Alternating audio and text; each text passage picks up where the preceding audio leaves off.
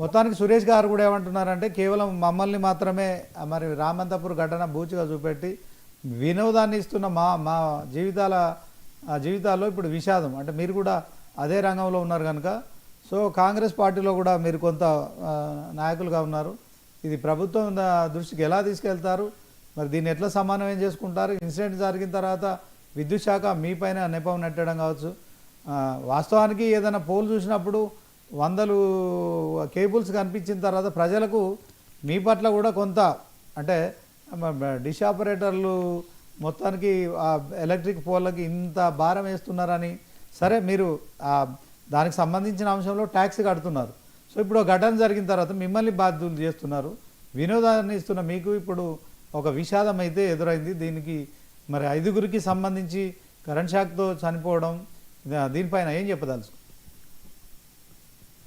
జగదీష్ గారు దురదృష్టకరమైన సంఘటన కాదని కాదు ఇక్కడ నేను అధికారులకు కానీ వీళ్ళందరికీ కూడా విజ్ఞప్తి చేసేది ఏంటంటే ఆపరేటర్ కేబుల్ ఆపరేటర్ వేరు ఇంటర్నెట్ సర్వీస్ ప్రొవైడర్ వేరు కేబుల్ ఆపరేటర్ అనేటువంటి వానికి ఏరియా డిమార్కేట్ చేసి పెట్టినాం ఎప్పటి నుండో కూడా అంటే ఆ ఏరియా వరకు అతను బాధ్యుడు వేరే ఏది ఉన్నా అతను బాధ్యుడు కానీ ఇంటర్నెట్ సర్వీస్ ప్రొవైడర్స్ ఎక్కడ ఉంటారో తెలియదు వానికి ఆన్లైన్ లో బుకింగ్ రాగానే వాడు టెంపరీ వర్కర్నో ఇంకోనో పెట్టుకొని వాడు కనెక్షన్ వేస్తాడు వీళ్ళు చేసే మెస్ ఇదంతా ఆ మెస్ ని స్ట్రీమ్ లైన్ చేసే బాధ్యత అధికారుల పైన ఉంది ప్రభుత్వంది కాదు అది ఇప్పుడు ప్రభుత్వం అన్నిట్లలో ఇన్వాల్వ్ కాదండి ఇప్పుడు అక్కడ జరిగింది సంఘటన కాబట్టి ప్రభుత్వం నిజంగా కూడా కన్ను మూసుకొని ఊరుకోలేదు కదా ప్రతి ఒక్క సిటిజన్ ప్రాణం ముఖ్యం కదా అందుకని వాళ్ళు చేసిండొచ్చు కాదని కాదు కానీ అధికారులు దీన్ని ఇప్పుడు 1 year నుండి ఒకవేళ వాళ్ళ దృష్టికి వచ్చినా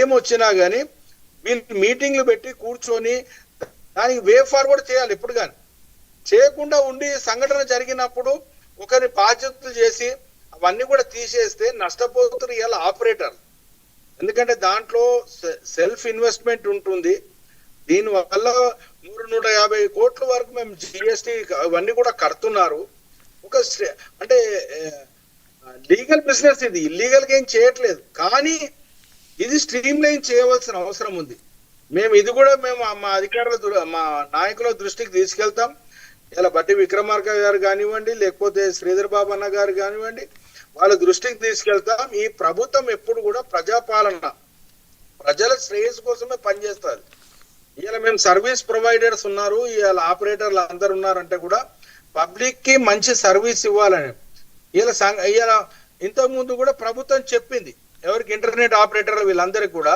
ఈ కేబుల్ తీయమని అన్నారు కానీ అధికారుల నిర్లక్ష్యం ఉంది దీంట్లో ప్రభుత్వం చెప్పిన తర్వాత అధికారులు వాళ్ళని కూర్చుండబెట్టి నెగోషియేట్ చేసి వే ఫార్వర్డ్ తీయాలి ఏ విధంగా చేస్తే బాగుంటుంది అని చెప్పి వాళ్ళ సంఘటన జరిగినప్పుడే రియాక్ట్ అయ్యి తర్వాత సైలెంట్ గా ఉండి మళ్ళీ ఇప్పుడు ఏదో మేము చేసినామంటే అది భావ్యం కాదు జగదీష్ గారు వాస్తవానికి ఈ ఊరేగింపులు అనేది ఒక సెంటిమెంట్ దాంట్లో మనం ఇప్పుడు పొలిటికల్ పార్టీస్ పొలిటికలైజ్ చేస్తున్నాయి ఇప్పుడు నేను కూడా మాట్లాడిన అనుకో దీని అన్నిటికి కారణం బీజేపీ మోడీ ప్రభుత్వం అని అంటే నేను ఏదో కాంగ్రెస్ లీడర్ ని మాట్లాడుతున్నా అనుకుంటారు కానీ 2016లో రిలయన్స్ ని ఈ బిజినెస్ లో ఇంట్రడ్యూస్ చేయడానికి మోడీ చేసిన తప్పిదానాలు ఇవన్నీ ఇవాళ చట్టాలను మార్చి చేసి మోడీ రిలయన్స్ కోసం అని చెప్పి ఇవాళ లక్షలాది మంది ఆపరేటర్లు ఎక్కడైతే భారతదేశం మొత్తంలో ఉన్నారో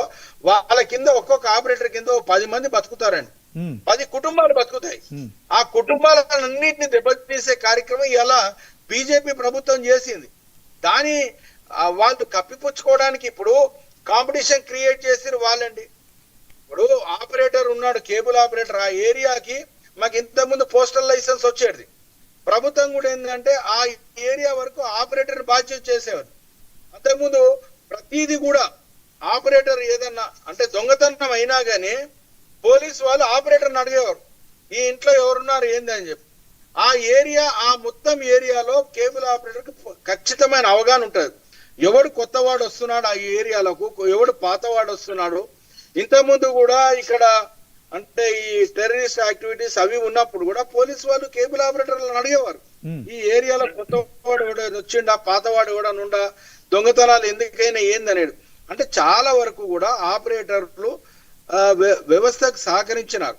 ఇవాళ సీసీ కెమెరాలు కానీ ఇవన్నిట్లో కూడా ఆపరేటర్లు ఎంతో సహకరించి ప్రభుత్వానికి సహకరించినారు. కానీ అధికారులు దాన్ని దృష్టిలో పెట్టుకొని వాళ్ళు చేసిన తప్పుదాలను కూడా అంటే ఆపరేటర్ల మీద వేసి వాళ్ళకి ఆర్థికంగా అన్ని విధాల నష్టం చేయకూడదు అనేది నా మనవి.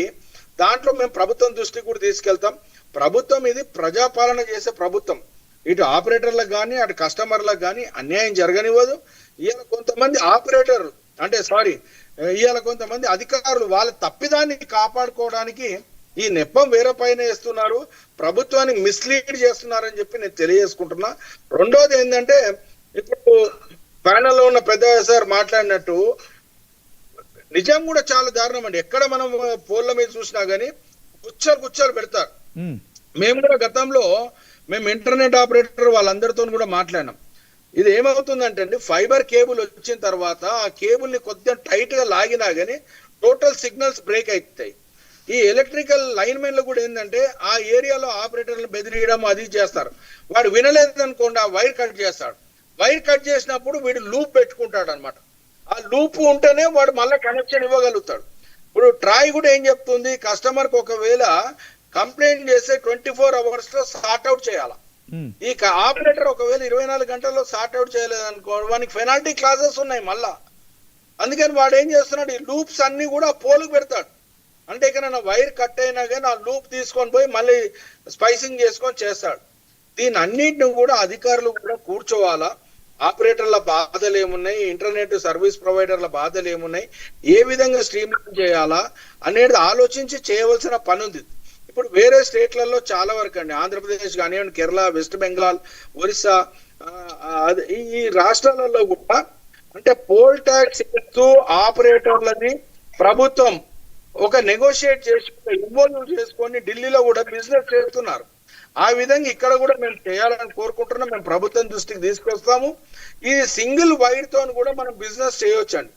ఇన్ని వైర్లు అవసరం లేదు. రైట్ ఆఫ్ వే ఇచ్చారు మాకు.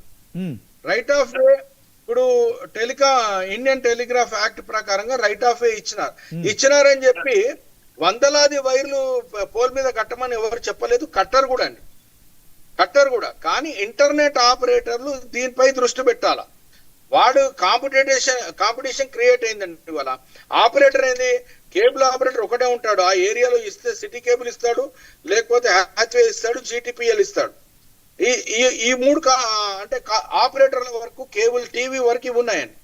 Internet operator N number of people ఉన్నారు. వాడు ఏంటంటే కాంపిటీషన్ తోని ఒక్క కనెక్షన్ వచ్చిందా ఓ వైర్ పెడతాడు.